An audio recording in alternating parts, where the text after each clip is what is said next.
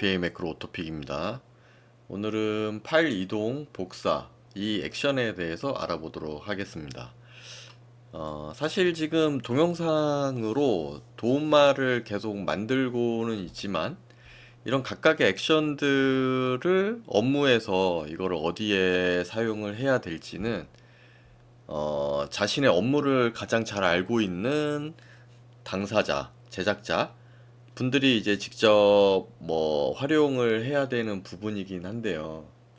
이런 내용들을 제대로 이제 좀 사용을 해보려면 결국은 연습을 해보는 수밖에 없습니다. 그 기능에 대해서 이제 이해를 해야 내 업무에 어디에 어떻게 사용을 할지 이런 것들을 좀 파악을 할 수가 있기 때문에 가능하면 자신의 업무 내용들, 뭐 이제 그 매일 반복적으로 하는 것들, 이거를 좀 정리를 해서 쭉 적어 놓은 다음에 각각의 액션들을 한번 끼워 넣어서 맞춰 보세요. 그러면은 어디에 어떻게, 어떤 식으로 구성을 해서 사용해야 될지에 대해서 좀 감이 잡히실 것 같습니다. 대부분 물어보는 내용들은 뭐 대부분 비슷합니다. 이거를 내가 이런 거를 하고 싶은데 이럴 때는 어떤 액션을 사용해야 되는지에 대한 질문이 거의 90% 정도 되고요. 나머지 10%는 이제 자잘한 뭐 이런 기능이 있는지 아니면 추가해 줄 수 있는지 이런 내용들이거든요. 가급적이면 자신의 업무를 자기가 가장 잘 알기 때문에 먼저 파악하고 정리를 해 보면 어떻게 자동화를 시킬지에 대한 이제 감이 올 거예요. 그래서 보통 뭐 웹 관련된 것들 뭐 글을 쓰거나 아니면은 뭐 상품을 구매를 한다거나 아니면 검색하거나 이런 것들도 다 동일합니다. 대신 이제 속도가 중요한 것들 이런 것들은 이제 좀 노하우가 필요하겠죠. 그래서 그런 것들 관련해서는 별도의 교육이 준비되어 있기 때문에 그 교육을 들으면 뭐 여러 가지 좀 더 폭넓고 다양하게 이런 업무들을 자동화할 수가 있을 겁니다. 그래서 일단 오늘 알아볼 내용은 파일, 복사랑 이동인데요. 이거는 에디터, 도구 상자에 윈도우 카테고리를 여기 확장을 해보면 이 안에 이렇게 들어있어요. 그래서 이걸 더블 클릭을 해서 추가를 해주고 자, 이제 파일 이동을 할 거기 때문에 뭔가 어떤 파일이 있어야 이동을 할 거잖아요. 그래서 여기에 새로 만들기 파일을 하나 추가하도록 하겠습니다. 이렇게 파일을 추가를 했고요. 얘를 이동을 해 볼게요. 그래서 이제 원본, 위치, 예저 얘를 어디로 이동할 거냐 여기에 보시면 바탕화면 동일한 위치에 이름만 다르게 하도록 하겠습니다. 이런 식으로 하고 실행을 하면 얘가 이름이 바뀌어요. 그 얘를 이동을 하는데 동일한 위치에 이동을 하는데 이름은 이걸로 바꿔서 하겠다라는 거거든요. 그래서 이거를 해보면 네 이런 식으로 이름이 바뀌게 됩니다. 기존 건 사라진 거죠. 이동이기 때문에. 근데 만약에 얘가 동일한 이름이면 이동이 안 됩니다.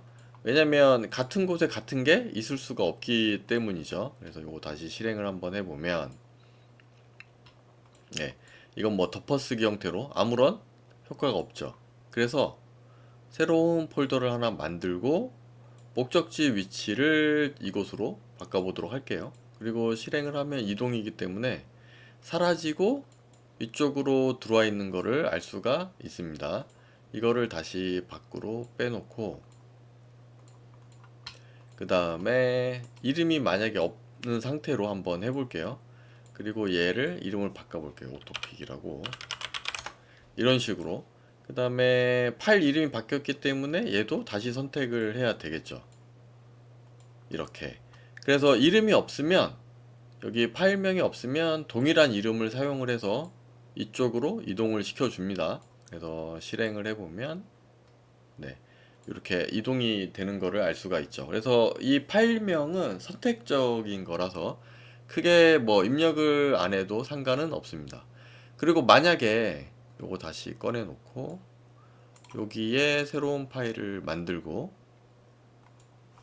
이름을 동일하게 해볼게요. 이런 식으로.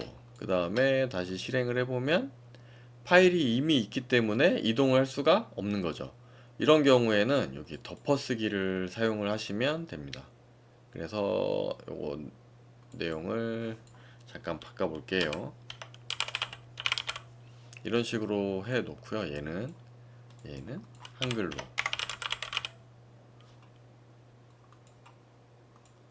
자, 이렇게 하고 덮어쓰기 한번 해보면 아까 영어로 돼 있었잖아요. 이동은 됐죠, 이쪽으로. 그래서 내용을 보면 네, 이렇게 덮어쓰기로 이동이 된 것도 확인을 할 수가 있습니다.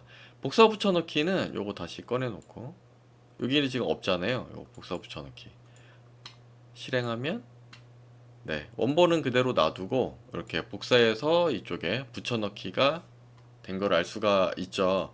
그런데 이제 여기에 기본적인 내용은 다 알아봤는데요. 여기 옵션이라는 애가 있어요. 그래서 얘는 뭐냐면 파일이 로그성이라던가, 그러니까 어떤 뭐 FTP든 아니면은 누가 푸시 형태로 파일을 밀어 넣어 주던, 파일을 생성을 하던 네트워크 드라이브로 연결이 돼서, 그러면 이 파일들을 백업을 한다거나 뭔가 별도의 처리를 위해서 이동을 시킬 필요가 있는데, 아니면 복사를 하거나요. 이거를 날짜별로 처리를 할 수가 있습니다. 그래서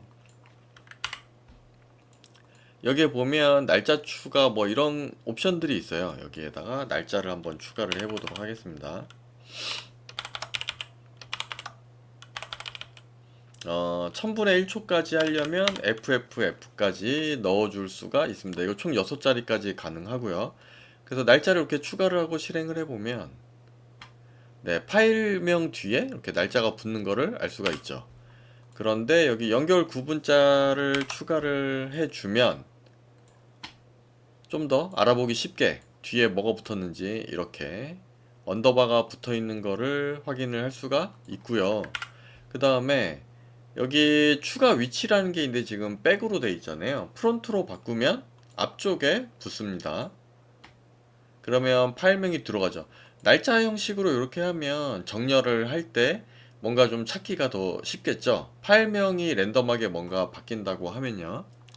그래서 이런 식으로도 세팅을 할 수가 있고요. 만약에 날짜가 아니라 숫자를 쓴다고 하면 파일 넘버링 사용을 체크를 해주면 됩니다. 그럼 여기 숫자 길이는 4자리, 그 다음에 시작은 1부터 하는 걸로 이렇게 돼 있죠.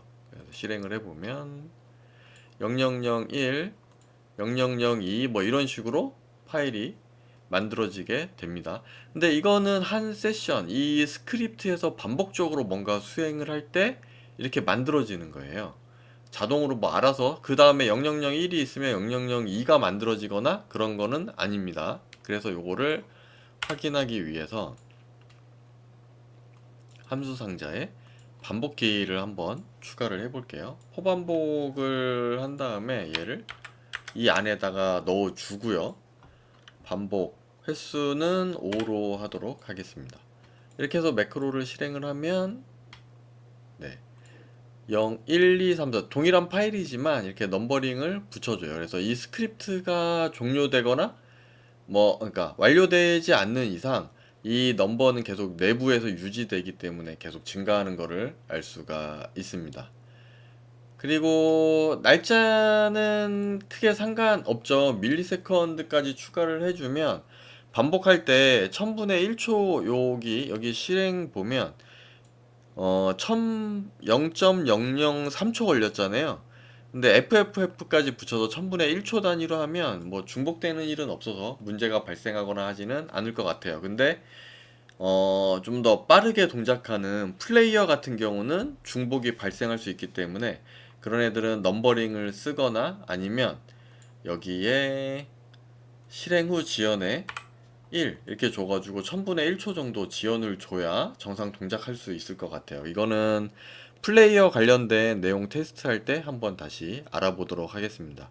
이렇게 해서 파일 이동, 그 다음에 뭐 복사 붙여넣기 요거에 대해서 알아봤는데요. 여기 복잡한 옵션들이 있지만 막상 해보면 크게 어렵지는 않을 거예요. 그래서 이렇게 해서 파일을 제어하시면 뭐 주기적으로 파일을 다운로드 받아서 뭐 특정 폴더에 복사해서 뭐 배치를 돌리거나 아니면 뭐 집계, 통계를 내거나 이런 데 쓸 수 있는데, 이런 경우에 자동화할 수 있는 이렇게 액션이라는 거 아시면 될 것 같습니다.